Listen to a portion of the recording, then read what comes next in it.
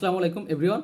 Iran আমেরিকার যুদ্ধে এবার ট্রাম্প নতুন ঘোষণা দিয়েছে যে কি ইরানের তেল বিক্রি রুখতে একজোট হচ্ছে কিছু দেশ।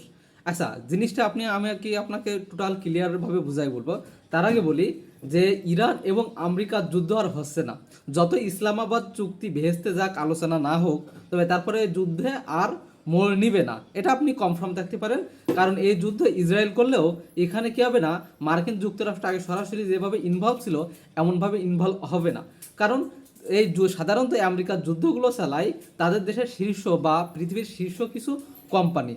সুতরাং তারা চাচ্ছে না এই যুদ্ধ কন্টিনিউ করতে, কারণ এই যুদ্ধ কন্টিনিউ করলে তাদের শেয়ার বাজার, তাদের অর্থনীতি ধসে পড়তেছে, তাদের কোনো ব্যবসা নাই।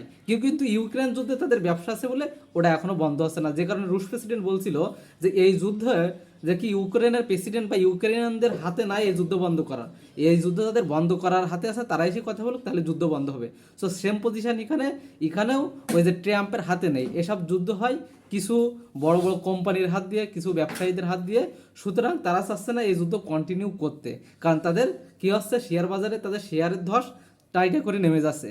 এখন ট্রাম্প যে কথা বলছে, এই যে হরমুজ প্রণালীতে নতুন করে স্যাংশন দিচ্ছে ট্রাম্প, তিনি কি বলছে যে যেসব কোম্পানির বা যেসব দেশের তেলবাহী ট্যাঙ্কারগুলো ইরান ছাড়বে সেসব ট্যাঙ্কারগুলোতে হামলা করবে কারা, যুক্তরাষ্ট্র, কারণ তারাও হরমুজ প্রণালীতে ট্যাক্স চায়।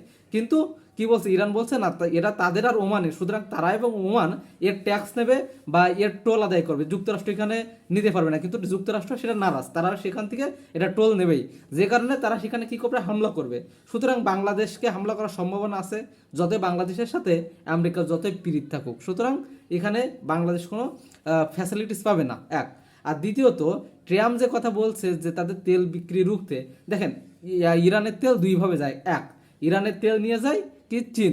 সো চীনের ট্যাঙ্কারে আঘাত করার মতো সাহস আমেরিকার নাই, কারণ তারা অলরেডি এখান থেকে সতর্ক, চীনের সাথে তারা কখনোই লাগতে যাবে না। এই জন্য যে ইরানকে এতই স্যাংশন দেওয়ার পরে সবসময় চীন তাদের কাছ থেকে তেল কিনছে, চীন তাদেরকে গুনার টাইম রাখে না, তার মানে আলটিমেটলি এটা হচ্ছে না। আর দুই, ইরানের তেল আর এক জায়গা দিয়ে বিক্রি হয়, সেটা হচ্ছে পাইপলাইনের মাধ্যম দিয়ে, যেটা যায় রাশিয়ার কাছে, এবং ওটাও আলটিমেটলি রাশিয়ার দখলের পাইপলাইনটা, ওখানেও আমেরিকা কোনো রকম বিন্দু পরিমাণেও ক্ষতি করতে পারবে না। এবং এই পাইপলাইনের মাধ্যমে তেল দেওয়ার পরে ওইটার ব্যবসার রূপে নেয় রাশিয়া, ওটা রাশিয়ার মাধ্যমে তারা অন্য দেশকে বিক্রি করে রাশিয়া হিসেবে। সুতরাং ইরানের তেল বিক্রির রোগটা ট্রাম্পের একটা দিবাস্বপ্ন। আর যুদ্ধ কেন হবে না, আমি তো আগেই বলছি যে এইখানে মার্কিন বড় বড় জায়ান্ট কোম্পানি, ব্ল্যাক রক মতো বড় বড় জায়ান্ট কোম্পানি জড়িত, তারা চাচ্ছে না এই যুদ্ধ হোক, কারণ এই যুদ্ধ হলে তাদের ব্যবসা হচ্ছে না, তাদের শেয়ার বাজারে ধস নামছে। সুতরাং তাদের যখন ব্যবসা হবে না, তখন মনে করবেন যে পৃথিবীতে সেই যুদ্ধ আর হবে না। এজন্য মার্কিন যুক্তরাষ্ট্র এখান থেকে ব্যাকফুটে যাচ্ছে, এই যুদ্ধ ইরানের সাথে আর হচ্ছে না, শুধু আলোচনা হবে, সংঘাত তেমন হবে না, এবং আলোচনা এই একে অপরকে থ্রেট দিয়ে দিয়ে এগিয়ে যাবে। তবে মার্কিন ভাইস প্রেসিডেন্ট তিনি বলছেন যে ইরানের সাথে এখনো আলোচনার সুযোগ আছে, এবং ইরানও বলতেছে যে কি যে মার্কিন যুক্তরাষ্ট্র তাদেরকে এই যে কর্তৃত্ববাদী মনোভাব থেকে বেরোয় আসতে হবে সমঝোতা করার জন্য।